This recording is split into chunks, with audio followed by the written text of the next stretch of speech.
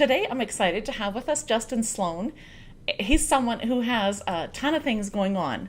He's a video game writer with credits on Game of Thrones, Minecraft, Story Mode, a novelist, Ellie Strom and the Ring of Solomon, Falls of Redemption, and he's a screenwriter, Wrecked, and My Husband's Prego. And he's also written non-fiction book on how to take your writing from hobby to career in his creative writing career book.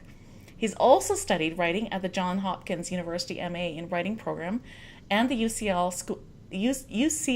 it's hard to say, School of Theater, Film, and Television's professional program in screenwriting. And he was also a panelist at the Austin Film Festival this year. So, wow, Justin, you have a many varied career, and that's just awesome. Which means you have an awesome take on story and what it takes to tell a really great one. And so I'm just so glad to have you here. Yeah, thank you so much. I'm looking forward to it. And yeah, I actually recently left, on the topic of varied careers, I recently left TellTale Games after 2 years, where I had some fun, writing Game of Thrones, The Walking Dead, Minecraft, etc. And I'm now over at military.com because this is another passion of mine. I was in the Marines back in the day. Yeah. And so one of my passions is helping veterans get into creative careers, like become screenwriters, directors, whatnot. And I have a book out about that. And so now I'm over at military.com writing articles about military transition and entertainment, stuff like that. Totally different from what I was doing a couple months ago. Wow, that's awesome. But I could see there would be because that's really specialized niche, right? And so I could see there being a bit of a demand for that. Yeah, there is. It's not as big as Creative Writing Career, actually. So we have the two podcasts. Creative Writing Career is a podcast also, as well as a book, and same with military veterans and creative careers. And Creative Writing Career being broad gets way more people. And I think having, Stefan on there who has his Pixar credits and whatnot helps. Yeah. Well. Yeah. But yeah, I think we get more loyal followers, the military one, because you get people who are really into it. Yeah. So that's kind of a difference. But yeah, and then for the job, it's quite fun because I'm not just writing anymore. It's not just like one cog in the wheel. I'm also editing. So I'm writer, editor, all that. So I get to work with contributors and edit what they're doing and whatnot, which is a different experience. Yeah. Wow. That's awesome. It just means you have a bigger take on the world and, what it takes to make a great story. I think that's just awesome. Yeah, I hope so. And it's cool watching other people and see how they approach, their writing. I'm hoping that at some point, if I ever do go back to games, this will be useful in more of a managerial role where I could write and oversee other writers. When I was in the Marines, of course, I oversaw people, and I worked in the government for a little while where I had my team. So it's kind of nice now that I'm kind of pairing the writing side of my life and that side of my life together. Yeah, no, that's really neat. Well, would you just share, since we're kind of on that topic a little bit, but would you share your story and kind of what got you started? What was your interest in writing? Where did that start? Your inspiration, I guess. Sure. Yeah, and so hopefully I don't sound repetitive if people have heard me on some other podcasts here, but the simple answer to that is in 2010, I was in Washington, D.C., and there was the Snowmageddon thing that just happened, so snow up to your head, and it was crazy, and so nobody was going outside. And I always had a goal of writing a book before I was 50. And so I thought, well, maybe now's a good time to try that, just get it started. I'll take my time, I'll outline. By the time I'm 50, I'll have a novel done. And there was another part to that equation, which was I'd loved the Game of Thrones books so much, and I was waiting for the fifth one to come out. It might have been when I was waiting for somebody could tell me the dates on that. I think it was the fifth one. So I was sitting around, I was like, I love these books. I can't find anything else that's as good for what I want right now. I think I'd already read Mistborn and a bunch of those other great fantasy books that are out there. And so I thought, well, maybe I'll try to write a fantasy book, That'll be one because I love the Game of Thrones. Maybe I could take what I've done in my life. A third part of that equation is my grandma kept telling me, hey, I want you to write a journal about your time in the military and traveling the world, because I traveled all over to Japan and Asia and Turkey and other places. And so I thought, okay, well, maybe I'll take the traveling that I did, this class on the Peloponnesian War and Johns Hopkins Masters in International Relations that I loved. That whole Peloponnesian War stuff was really interesting, and make that into a fantasy novel. So I sat down and started writing, and within, I don't know, I think it was 3 to 6 months, somewhere in there. I had 160,000 words done, Wow. and I was like, "Wow, yeah, I loved it." I was like, "Oh my god, this is the best thing ever." I was still pretty sure it was horrible, and I showed it to various people, and a few were like, "This is really cool. You definitely need some stuff to work on. You definitely have to improve in some areas, but overall, it's awesome." And I was like, "Wow, maybe it is kind of awesome." And so, knowing that I needed to improve my craft a lot, I just from there started devoting myself to the craft as much as I could. Reading all the books I could find on story structure and how to write. Self-editing for fiction writers, I think, is one of my favorites on that. Joseph Campbell and Christopher Vogler, The Hero's Journey Okay, yeah. and The Writer's Yeah. Journey. Love those ones. And then I enrolled in classes at these local writer centers, and then got into that Johns Hopkins writing program after getting rejected the first time, and that was pretty cool. And then just kept going, going, going. And at one point, I was thinking, okay, I have my writing life, I have my working life, paying the bills and all that, but what if my writing life could be my working life? And so I said, screw it, I'm going 100%, and I went in full throttle and landed my job at TellTale Games, where I was writing Game of Thrones. And so Awesome. it was kind of the cool circle that's like, the whole started off wanting to write some Game of Thrones like books, got to write my books, of course, which, they're not nowhere near as good as Game of Thrones, of course, but they're fun. And then I got to write on the Game of Thrones game. So pretty cool. That is, wow. And that does make it exciting, more exciting when you can actually be doing, the stories that you like to do, right? And Yeah. Yeah, when you're passionate about something, and this is always my argument in the regular workforce too, if you're passionate about something, you're going to excel at it so much. So when I was in the military, I did computer network stuff. And when I got out, I was thinking, oh, maybe I'll do that. But then I was looking at my buddy who's obsessed. He's reading the magazines, the books. That's his world. And for me, it was just a job, And so this is my way of putting myself 100% into not just doing a job, but to doing a passion that also pays me as a job. well, obviously you have liked it so much. You've even written a book, creative writing career, and have done a podcast on it, right? Yeah. And so, And yeah. Well, would you just talk about that? Like, what's creative writing, and what, I don't know, just for first-time writers that are listening, what would be some steps they could take? Yeah, and what differentiates this book from others that are out there too is I didn't want to write a book yet about how to do creative writing, about the craft and that side of it, because I thought, who am I? I'm some young dude who is just kind of starting out and writing, and yeah, I've had some fun experiences, but still, like, who am I to write that book? That should be the guy who's like 70 or 80 or guy or gal. We saw Marilyn Atlas. Anyway, I forget what I was going to say there about that. But anyway, yeah, so my thought was not to be the person writing the craft book, those cheesy gold digger guys, these gals who are out there writing these books that they're like trying to cash in on the Kindle gold rush, all that stuff. I was like, that just rubs me wrong, I might do one similar to that soon, but I might be like a freebie, like as an entry point into these ones. So what I thought was I'm interviewing all these people about how to get a career in creative writing. Mm-hmm. And, so I'm sitting down with writers from Assassin's Creed, writers from Big Fish, writers from the novels like Will White's House of Blades. I love it. And I'm actually talking to these guys about, how can I, have a life as a creative writer? And this is when I was trying to make that transition. So when I made the transition, I thought, okay, cool, that worked. So why don't I share that experience, what I did that worked, and talk to all these other people and include their interviews in the book as well about what they think works and how it worked for them. So it's not like one size fits all, here's what you need to do exactly, like a to Z plan per se, but it's how to set up your own career plan, how to put the pieces in place to get them moving so that you can work towards your career as a creative writer. I've learned so much from your book already. So hope so. Thanks. Yeah. And like you were saying, some points on that, like your question was kind of more, what are some of the steps in there? Yeah. And I think a big part of that, it kind of ties down to author platform, but I like to look at it in more, how can you set up everything to represent you? Yeah. But also, like, how can you be reaching out to people? So one of the big things I did was, using LinkedIn to look at people who are working at Pixar and Disney and these other places, or just writing books, or editors and agents and whatnot, and really just connecting with them and saying, hey, can you share your advice with me? Oh, I saw that you went to the UCLA program, or, oh, look, you were in the Marines and now you're writing novels, Stephen Pressfield. That's pretty cool. Yeah. Can you share your advice with me? And he wrote back to me. That was awesome. And people from Pixar wrote back to me. And I started thinking, wow, these are real people who are willing to share their advice. That's awesome.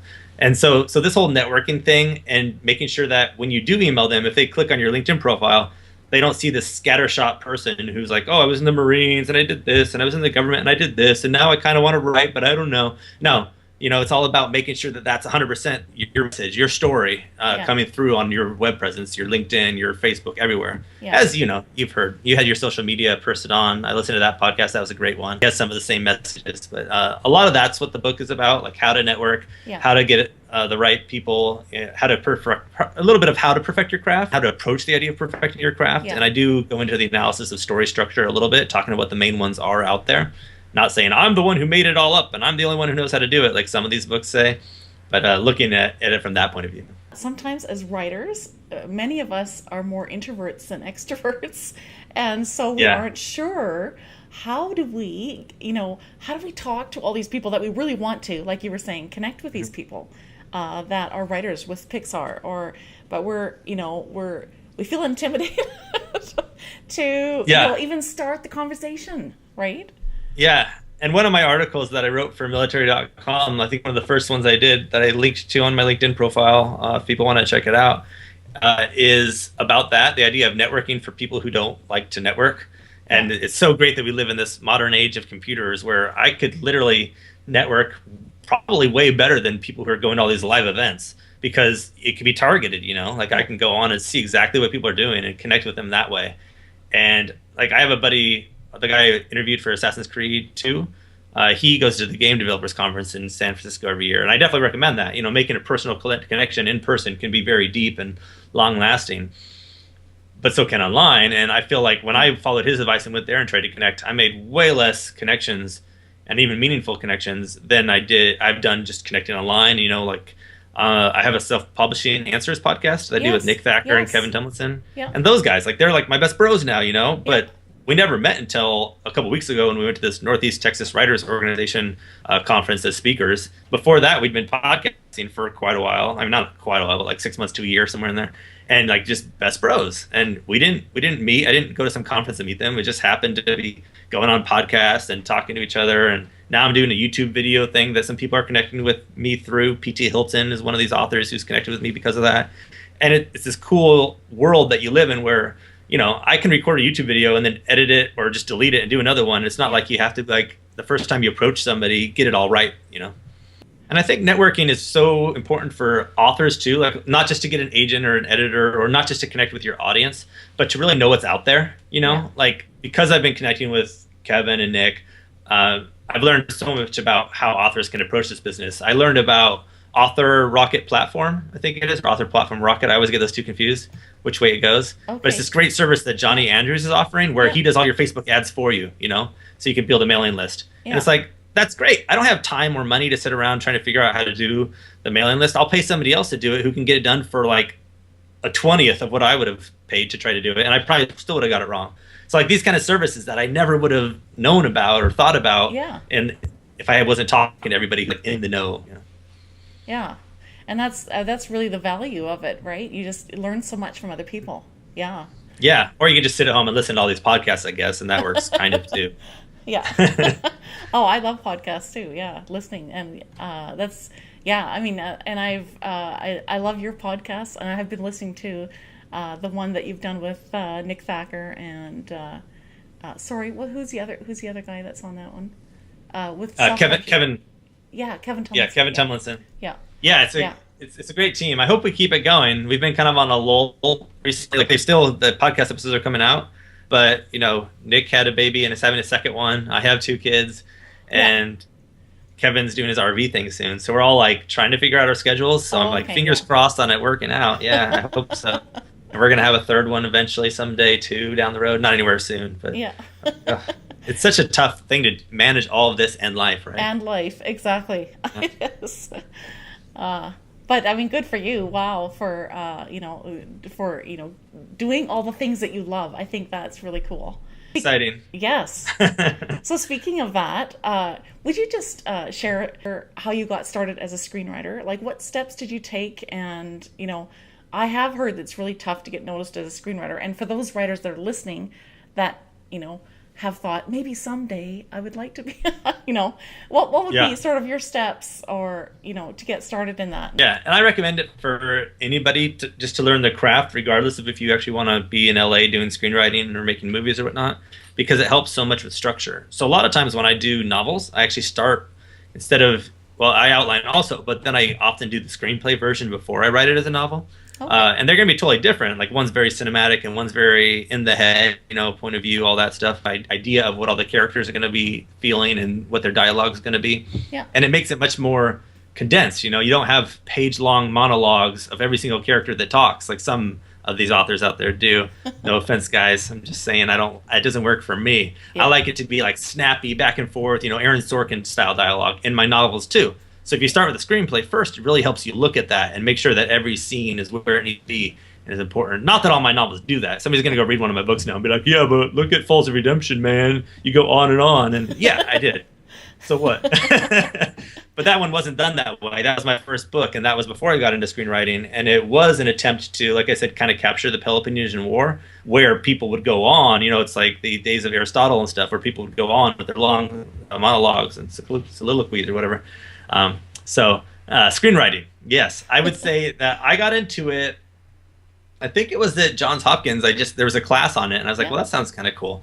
And so I took the class, and it was that same kind of idea as I had with the writing, where I just fell in love. As soon as I tried it, I was like, wow, this is awesome. Because of these reasons I just said, you can focus on those parts of it as you go instead of having to capture all of it at once. And then I ended up taking a few little side workshops and whatnot. And like same idea as finding a writer's class for prose writing. A lot of these writer centers, like there's one in Berkeley where I am now. At the time I was in DC, and there was one in Maryland, Bethesda, Maryland. A lot of these writer centers will have some screenwriting classes or workshops from time to time. Okay. They're not always going to be perfect. You're occasionally going to get teachers who are saying, you have to do this on page 10, you have to do this on page 12, and you have to take all of that with a grain of salt and figure out what's your system and what works best for you. You know, especially if you're doing it as a way of improving your prose writing and you just want to learn it on the side.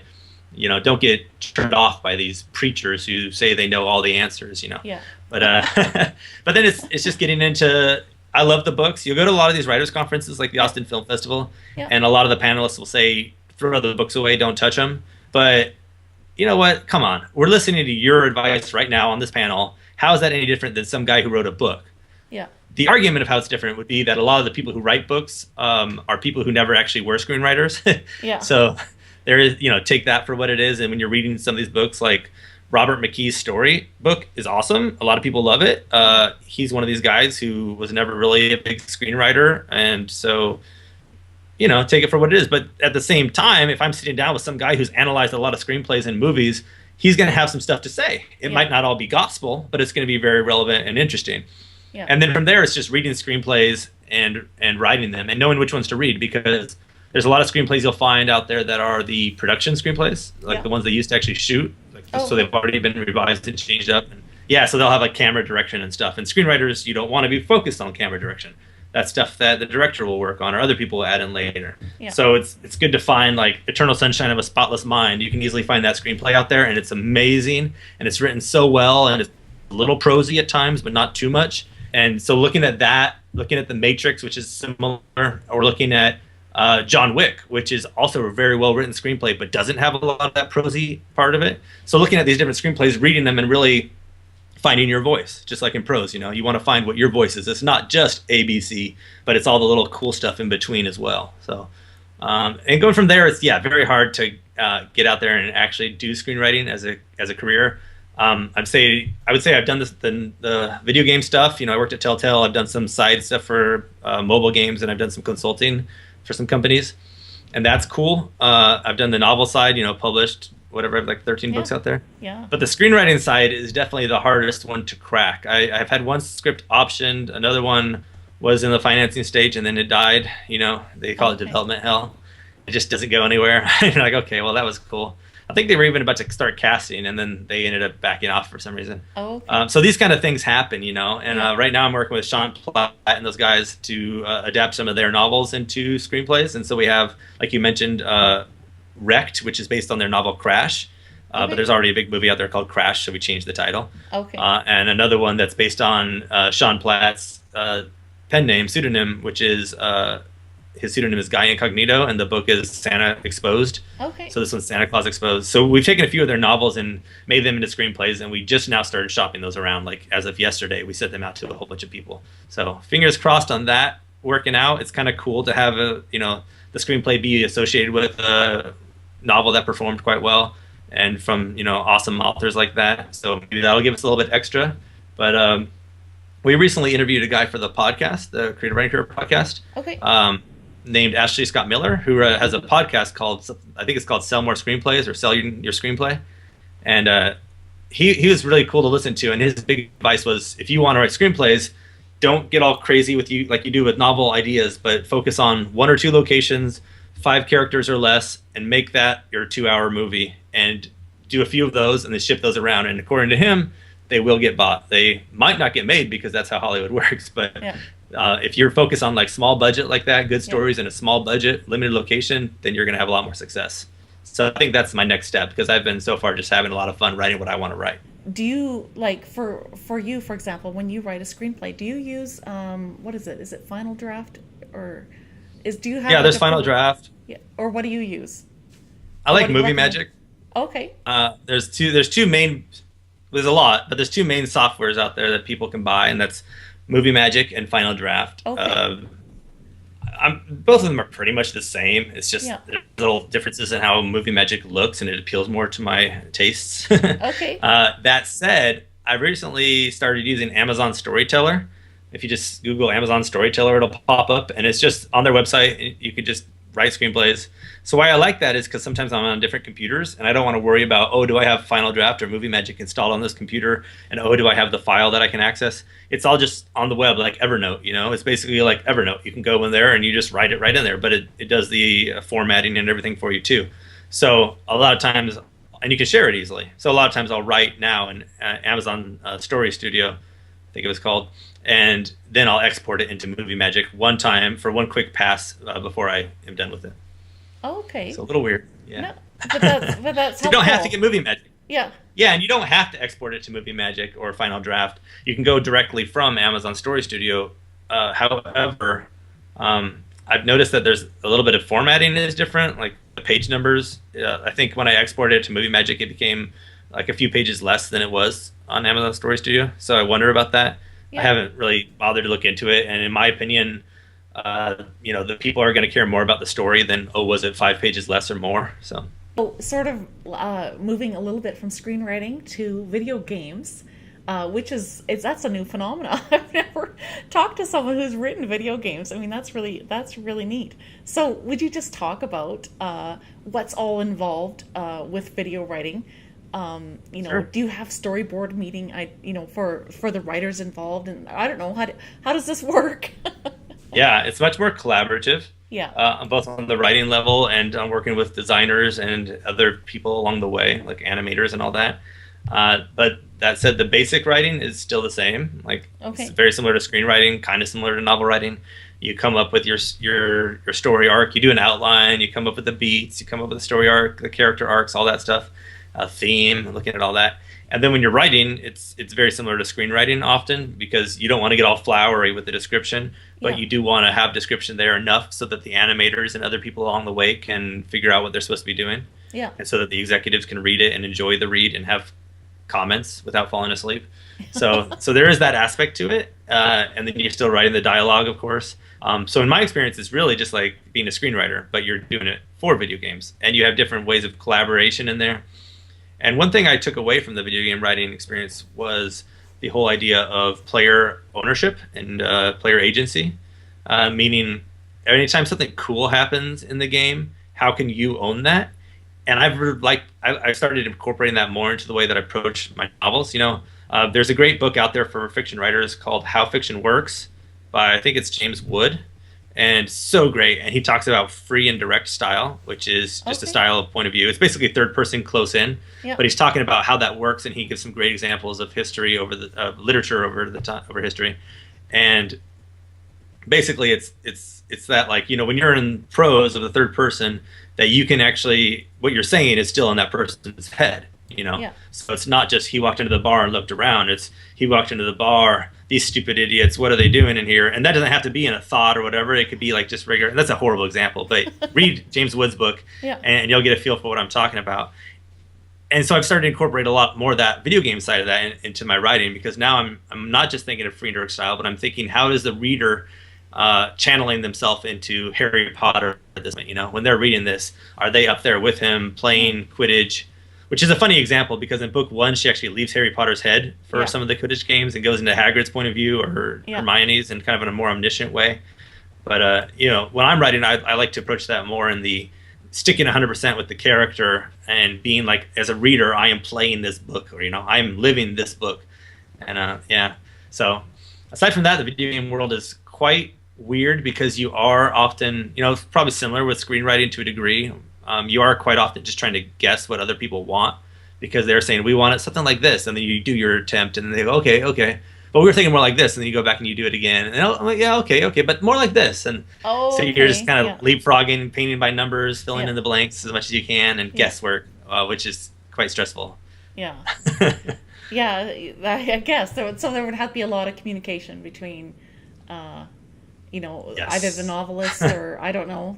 How does that work with video games? Like, do you have just a bunch of people who are obviously there's more than one writer? Do you have storyboard meetings then? And how do you decide in the end, you know, okay, this is the direction we need to go in for this story? Yeah, the best way to do it is to have a lead writer, maybe a lead writer, like kind of like a captain of a ship, you know. Okay. And they're the ones who will have the final say of which direction that ship's going. Okay. So what a lot of times you'll have a writer's room like in TV. Yeah. And you'll get together and you'll pitch out some ideas together. Maybe a couple people, 1 or 2 people got together beforehand and came up with the main parts of it. Yeah. You know, they came up with like the log line and something for each of the acts and maybe a few of the beats. And then you all get together with maybe a team of like 4 writers or 10 writers or what have you, and come up with more detailed beats and figuring out maybe where some branches could be or some choices could be, depending on what kind of game you're doing, of course.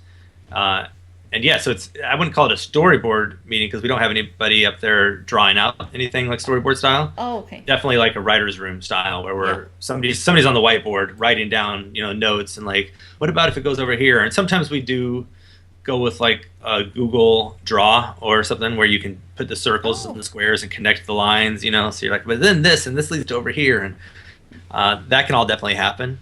On the mobile side, it's a little different. I've noticed a lot of the writing is more about interactions. So it's more about capturing these characters and how they interact with each other, and just having little fun parts in there that keep the story moving forward, if there is a story. Yeah.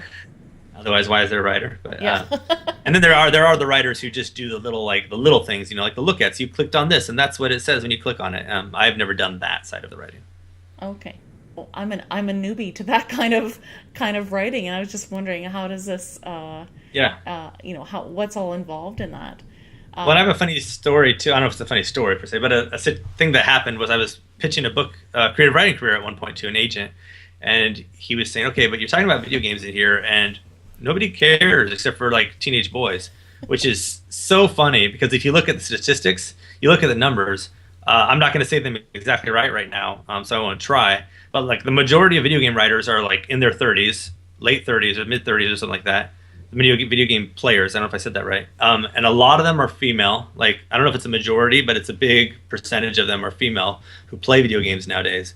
And so it's a lot of men and women in their 30s playing video games. So isn't that, I just found that humorous, that a lot of people, like, you'll tell them, oh yeah, writing video games. They're like, oh, okay. And then they think for teenagers, or they think you're writing like more teenage stuff. But especially at TellTale, where we were writing Game of Thrones, you know, that can't be, that's like people's heads getting chopped off. There's talk of sex. There's all that stuff. Yeah. So, yeah. Hopefully that's not for teenagers. Yeah, hopefully. So you said you have now transitioned from TellTale. Mm-hmm. Yeah. So does that mean you're doing more fiction writing then?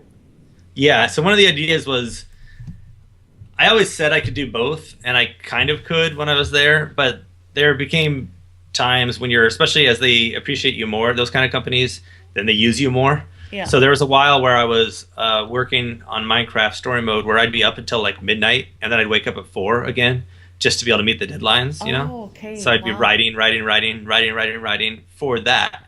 And that's cool. But if you're playing, capture the flag all the time, running around trying to grab the flag, is it over here? Where is it? Yeah. Or just doing guesswork, color by numbers, like I was saying. Yeah. If you're doing that all the time and it doesn't feel super creative, then you start to feel like, the creative juices are not getting used, and you start to feel like you're going to explode because those creative juices are just boiling up inside you.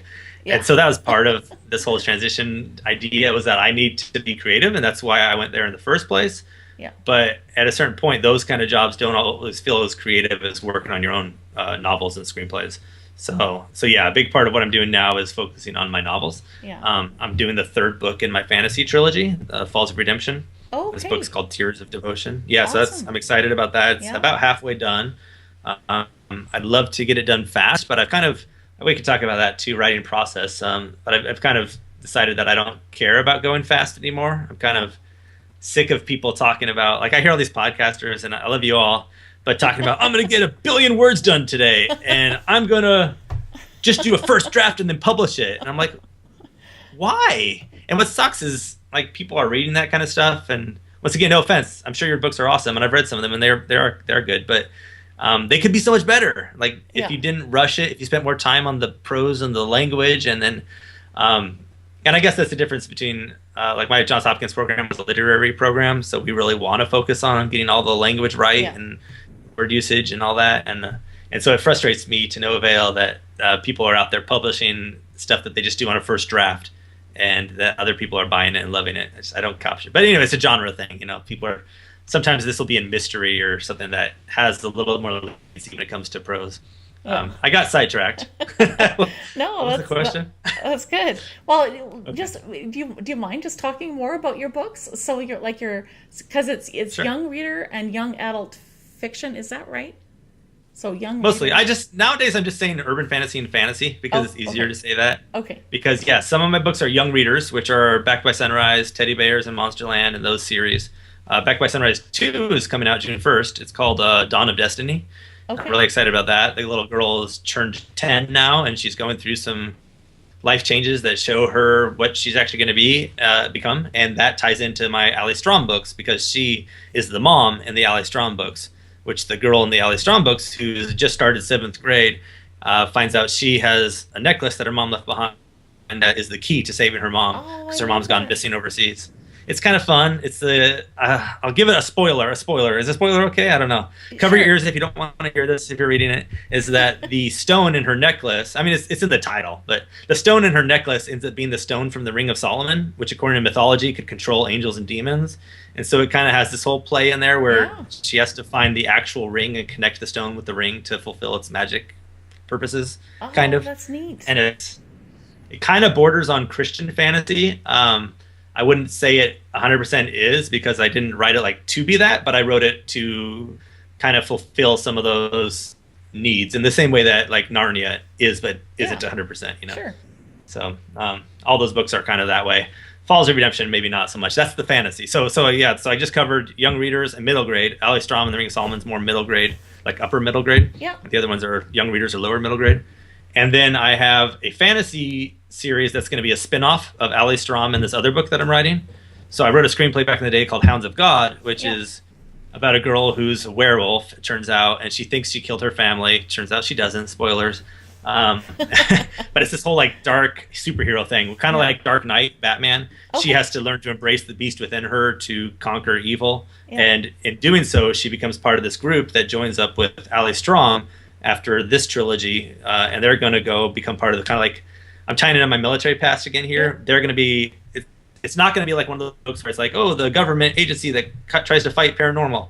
Not like that, but they're going to be like a special forces kind of team where it's the team of 3 or 4 people who are out there trying to defeat the bad guy. So in a way similar, but quite different, I hope. Anyway, so that's my young adult one that'll be coming out whenever the heck I can get to it. Because the fantasy one, which is Falls of Redemption, starting with Land of Gods. That one is just regular fantasy for adults. But I've told people before that it could border on YA because of the content. It's a 15-year-old boy, 16-year-old at one point. Book 3, he's a little older, though. But at the first 2 books, he's 15, 16. And he's going through a lot of this kind of teen angst, who am I? He kind of becomes a soldier because back in those days, that's what happens at that age. So it's a little different because of that. Yeah. But it's still definitely, comes down to love triangles and who do I belong with and all that kind of stuff. So you could go with whichever way you want with that one. Yeah. Oh, that's I found awesome. it's a lot harder to market YA fantasy than it is just fantasy, though. Yeah. So I've gone with just fantasy. Yeah. Oh, that's great. Wow, it sounds so interesting. I'm going to have I hope it is. I have 4 children. I'm going to have to recommend. Yeah, please. I'd love to hear what they have to say. Yes. I put a lot of work into making the prose as well done as it can be, I hope. But, you grow, and then you look back at some of your writing from before, and you go, what the heck is this? Oh, well, that's you normal, wish you could though. just... Yeah. Yeah, and as a publisher, that's why for so long I waited to publish my work, because every year you look back at it and you realize you can revise it more and more and more. And finally, I just had to say, well, that's true, but if I want to actually be an author, I better start publishing these and work on the next thing. Yeah. And so that's why I think I started publishing in November 2014, but at that point I had 5 novels already pretty much ready to go because I had just been them for a couple of years. Okay. Yeah. So anyway, so if people are curious like how that kind of busted out one novel after another. And now I'm not doing the speed writing thing like a lot of these people are doing because I love revising. Yeah. But I am trying to write books at a faster pace so that I can keep up with the self-publishing world. Yeah. But what I'll do is like I'll write in the mornings and then I'll edit in the evenings. And if I get like 2,000 words done in a day, I'm happy with that because I want those to be well thought out words, not words that I just hopped on and did dictation with that then I have to revise 50,000 times. I want them to be like, I'm still going to revise them a few times, like maybe 3 or 4 times, but I want them to be as good as they can be for that first draft. So do you get reviews or emails or something from kids or the parents? I'm curious how that works. I've had from teens mostly, Okay. Not so much younger kids. From that, I've had quite a few mothers leave reviews or email me, talking about like when they took their kids in the car ride and listened to it with the audiobooks. Yeah. In that way, yeah, it'd be nice to hear from young kids, but I guess they're not as keen on emailing authors or leaving reviews. There have been a few. So I have a few free, perma-free books, which means they're, permanently free. Yeah. Such as book 2 in the Teddy Defenders series is a short story that's permanently free. It's called Teddy Bears and the Halloween Ghost. And on that one, it only has 4 reviews so far. And the first one on there was like, it says like what is it? Gummy bears ate the teddy bears or something like that. I don't know. And then like, you can't even understand what the review is trying to say because the person just doesn't know how to write, apparently. Like the language is all confusing. And so I feel like that was probably by a younger person. Yeah. Or maybe a foreigner. I don't know. But yeah. And that was not super good review. I think it's like 3 stars. They're trying to say, I don't know what's going on here because they didn't read book 1. They went straight to book 2. Oh, okay. But yeah. But that's the only one that I think came from a younger kid. I've had a few like teenage girls email me about or write reviews about the books. And those are always nice to hear because you're like, oh, good. There's actually some teenagers reading, not just moms. Yeah. I like the moms reading them too, especially Back by Sunrise definitely has like that more grown-up angle to it because it is about a girl dealing with grief. Yeah. The loss of her father. He goes off to the army and doesn't come back. Oh, okay. Yeah. So it's very sad. It's like Land Before Time or The Good Dinosaur in that sense. It sounds like a good cry. So I get a lot more grown-ups. Good what? It sounds like a good cry. I love a good cry. Yeah, I've had a few. I had a grown man email me. Yeah, a grown man emailed me after 10 pages that said he couldn't go on because he started crying. And I'm like, oh, that's sad. So for kids, it might be a little deep in that way. But yeah. Love to hear your thoughts, people. Oh, yes. Well, they sound very interesting. I'm going to have to, I'll recommend to our children, and I'm going to have to read them too. Yeah, awesome. I think as a kid, I loved reading that kind of stuff. You know, like Victor Hugo and these books that are just like very, I don't like playing down to children, so none of my books really do. I don't include like crazy sex or humongous words that they can't understand or anything like that. No sex at all. I mean, I said crazy sex, but I don't include any of that stuff because that doesn't make sense. But as far as like the language and the themes, I feel like those are very important for kids as well. So why play around? You got to be true to that. Wow, they sound very well thought out. That's awesome. So, yeah, I mean, but at the same time, they're just birds running around with rats and pigeons trying to attack them and stuff. So whichever way you want to see it. That makes it interesting, though. Yeah, I hope so. I think so. Otherwise, I wouldn't have spent all the time developing it. But, exactly. And you write to who you are as a reader, right? Like, that's the kind of stuff I love. Like, the Spirit Animals book by Brandon Mull and Shannon Hale and these guys, they have like 9 or whatever in the series now. Those are fun books. Like they're for kids, obviously, but I could pick those up and love reading them. And that's what I want to have out there too, so that if a kid reads it, that's fun. If the mom or dad reads it, it's fun. Well, I will make sure I link to your series in the show notes too, just so people can grab them quickly. Yeah. So sort of transitioning. So just before we finish off here, but would you talk about? So you were saying you had a goal of writing a book before you were 50, and I don't know. I guess what was it that really pushed you to write professionally and then to write self-publish your fiction books, and then what advice would you have for people who are wanting to at some point make a living with their writing? Yeah, I'd say what pushed me was let's say first what pushed me to self-publishing was I was listening to a lot of these podcasts, just trying to improve my craft. Stumbled across the self-publishing podcast one with Sean Platt and those guys, and that was part of it. I was listening to them and I was like, oh, that's cool. They're really motivated about this. They're really loving it. I was going to the San Francisco Writers Conference for a couple years in a row. They had Bella Andre come speak. She's a self-published author who does really well for herself. Yes. And I was like, wow, this is really motivational. That's pretty cool. And then I started talking to more and more people. I started talking to some friends who had gone through small press publishers, and they had bad experiences. Like one of them didn't even get notified when their book launched. So like they couldn't, they didn't know when it was going to launch. And suddenly it was out on the market one day. They checked and they're like, what? Why is this on Amazon? And so they didn't get to do a big book launch around it or anything because the publisher failed to tell them when it was going live. Oh. What? Somebody else had a book they got back that was full of typos, but the publisher had published it without fixing it. The cover was like crap and they didn't like it and they hadn't approved it, but it came out and there was a cover on it that was horrible. Like these kind of stories you hear and you're like, wow, well there's some really good small presses out there. You definitely got to do your research though. Yeah. And I was like, well, do I want to go that route when that kind of stuff's going on and then you get the mediocre royalties? Do I want to go to the big route? Let's think. Maybe. I was with an agent for a little while, or I was about to be with an agent for a little while. They were looking at my books. They requested like the next part of them, the full. They'd like the first 3 chapters, that kind of stuff.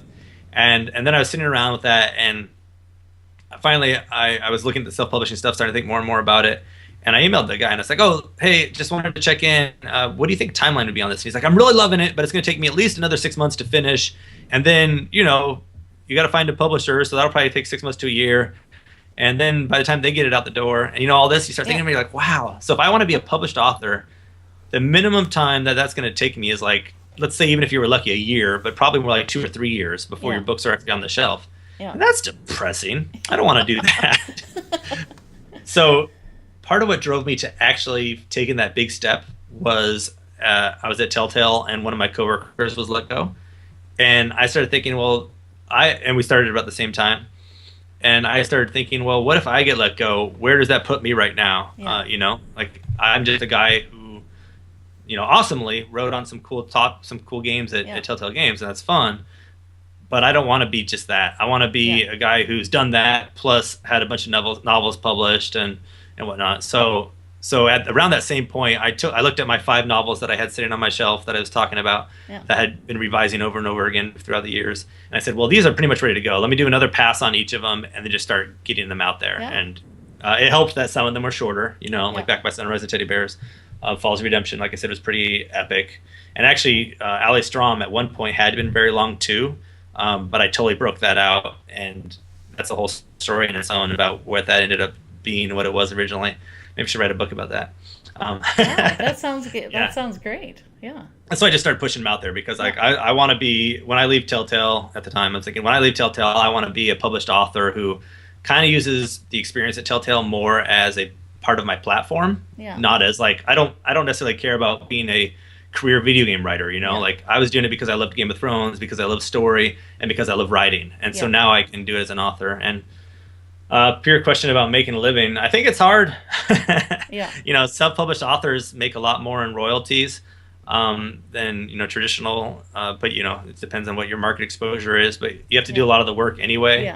You've heard this advice, they've heard this advice probably, but the main part is like, if you're going to self-publish, you are going to do all the work. Try to get the best possible book covers you can, best editing you can, try to get some book club ads, all the stuff that we talk about on Self-Publishing Answers podcast and others.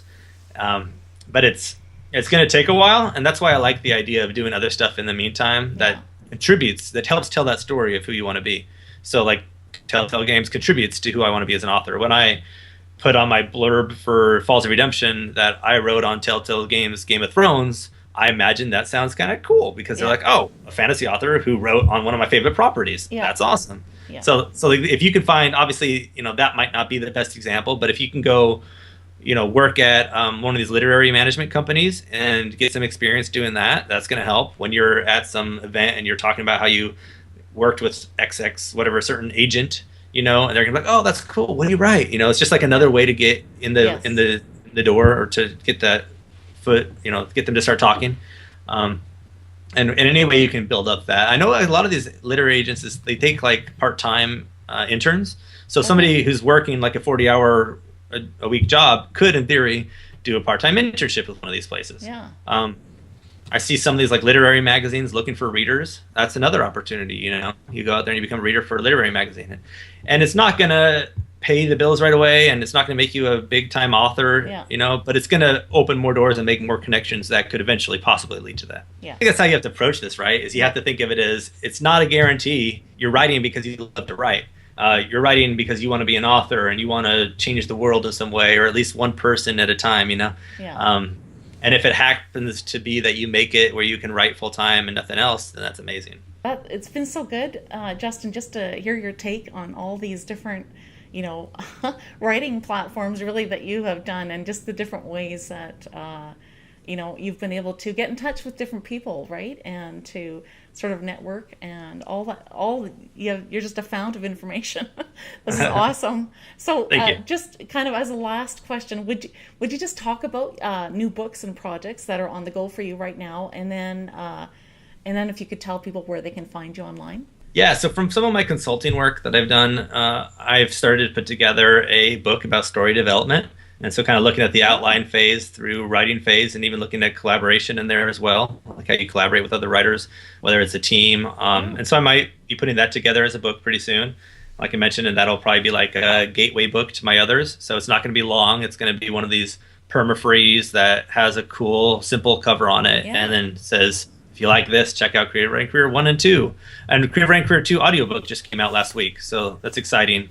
Awesome. That's the one I co-wrote with Stefan Bugai, the Pixar guy. Yes. Stefan Bugai, the Pixar guy. I like how that sounds. And it has Sean Platt interviews, Kevin Tomlinson interviews. It has Big Fish writer John August. It has Boaz Yakin, who's been involved in all kinds of movies, such as Now You See Me, which was that cool magician Robin Banks movie. Yeah. It has a lot of cool people in there, and it has our advice on like how to take notes and how to approach writing in different ways and whatnot. So really fun. But what's next on for me is I got to finish this fantasy novel. It's fun. I'm having a lot of fun with it. Yeah. Book 1 and 2, what I liked about George Martin Game of Thrones was he didn't get too magical, at first. Yeah. It was very much like the story and the characters, and that's what matters.